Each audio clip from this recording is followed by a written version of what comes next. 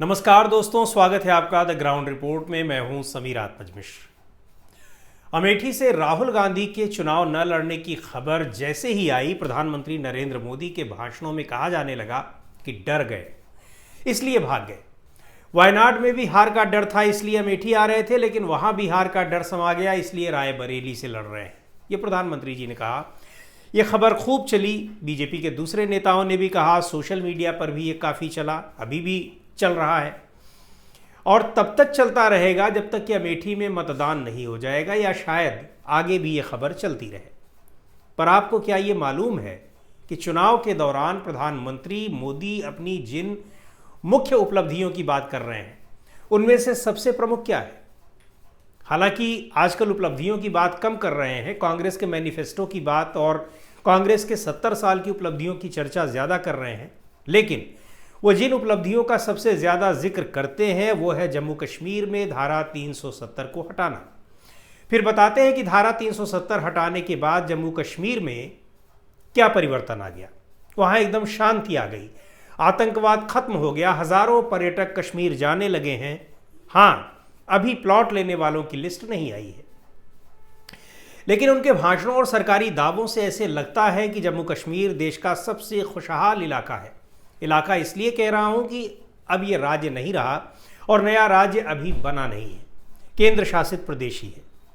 आगे इसके बारे में बताता हूं, अभी जो बताने जा रहा हूं वो सुनिए।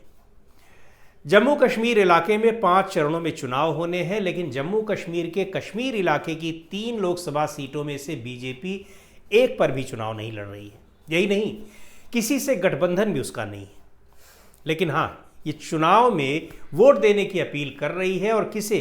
कांग्रेस, नेशनल कॉन्फ्रेंस और पीडीपी को छोड़कर किसी भी पार्टी को। और सुनिए, कांग्रेस के बड़े नेता गुलाम नबी आज़ाद का नाम तो सुना ही होगा।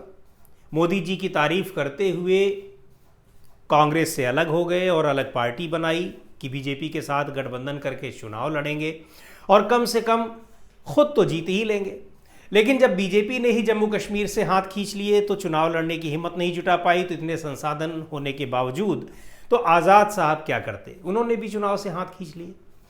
लेकिन सोचिए कि बीजेपी जिस एक राज्य में इतना बड़ा और क्रांतिकारी बदलाव का दंभ भर रही थी, उस राज्य से चुनाव लड़ने की हिम्मत नहीं जुटा पा रही है, और पार्टी के नेता वहां जाकर प्रचार करने की हिम्मत नहीं जुटा पा रहे हैं। लेकिन एक सीट बदल कर बगल की सीट से लड़ने वालों को डरा हुआ बताने में जरा भी संकोच नहीं कर रहे हैं। मणिपुर जाने की तो खैर हिम्मत पिछले 1 साल से नहीं कर पा रहे हैं। यहां तक कि प्रधानमंत्री मोदी धारा 370 यानी संविधान के आर्टिकल 370 का जिक्र हर सभा में कर रहे हैं, लेकिन क्या किसी सभा में उन्होंने ये बताने की कोशिश की कि इतने शांत और उनकी पार्टी का एहसान मान रहे इस राज्य में वो उम्मीदवार तक नहीं खड़े कर पा रहे हैं? वो नहीं बताएंगे, और शायद बहुत से लोगों को यह मालूम भी ना हो।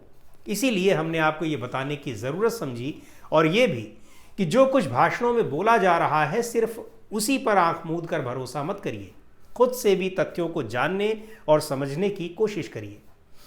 2019 में अनुच्छेद 370 को निरस्त करने के बाद जम्मू कश्मीर का विशेष दर्जा खत्म कर दिया गया था, और जम्मू कश्मीर राज्य को 2 केंद्र शासित प्रदेशों जम्मू कश्मीर और लद्दाख में विभाजित कर दिया गया था। पहले जम्मू कश्मीर में 6 लोकसभा सीटें होती थीं, 2 सीटें जम्मू में, 3 कश्मीर में और 1 लद्दाख में। लेकिन 370 हटने के बाद जम्मू कश्मीर और लद्दाख को अलग अलग केंद्र शासित प्रदेश बना दिया गया। परिसीमन होने के बाद जम्मू कश्मीर में लोकसभा की 5 सीटें ही रहीं। 2 सीटें जम्मू में हैं, जम्मू और ऊधमपुर। 2 कश्मीर में, बारामूला और श्रीनगर, और 1 सीट ऐसी है अनंतनाग राजौरी, जिसमें दोनों ही इलाकों यानी जम्मू और कश्मीर के कुछ जगहों को शामिल किया गया है।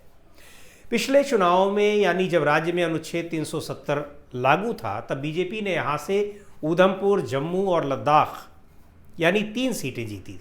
बाकी 3 सीटें श्रीनगर, बारामूला और अनंतनाग नेशनल कॉन्फ्रेंस ने जीती थी। जहाँ तक कांग्रेस पार्टी का सवाल है तो उसका नेशनल कॉन्फ्रेंस के साथ गठबंधन है, जिसके तहत कांग्रेस लद्दाख, ऊधमपुर और जम्मू सीटों पर चुनाव लड़ रही है, जबकि नेशनल कॉन्फ्रेंस श्रीनगर, बारामूला और अनंतनाग राजौरी सीटों से चुनाव लड़ रहा है।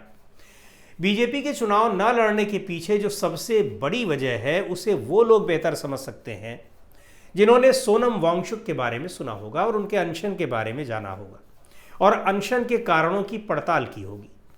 दोनों ही इलाकों यानी जम्मू कश्मीर और लद्दाख के लोग चाहते हैं कि जल्द से जल्द इन्हें राज्य का दर्जा मिले, राज्य का दर्जा बहाल हो। इसके लिए जम्मू कश्मीर और लद्दाख में बड़े पैमाने पर विरोध प्रदर्शन भी हुए हैं। सरकार चाहे कुछ भी प्रचार करे, लेकिन यहाँ के लोगों को भी अब लगता है कि उन्हें भावनात्मक रूप से ब्लैकमेल किया गया और वो खुद को ठगा हुआ महसूस कर रहे हैं।